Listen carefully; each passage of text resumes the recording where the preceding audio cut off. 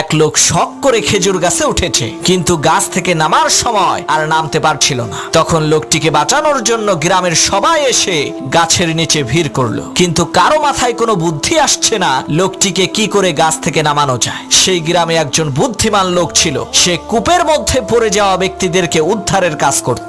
সেই বুদ্ধিমান লোক সেখানে এসে একটি রশি খেজুর গাছের মাথায় ছুঁড়ে মারলেন এবং খেজুর গাছের আগায় বসে থাকা সেই লোকটিকে রশিটি ধরে মাজায় বেঁধে ফেলতে বললেন, আর রশির অপর প্রান্তে কয়েকজন লোককে ধরতে বললেন।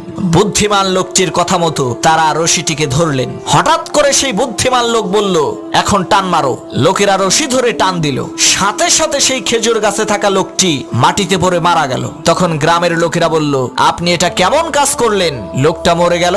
তখন সেই বুদ্ধিমান লোক বলল, ভাই, এটা লোকটার কিসমতের দোষ, আমার কোনো দোষ নাই। এই একই টেকনিক খাটাইয়া অনেক মানুষকে আমি কুয়া থেকে বের করেছি।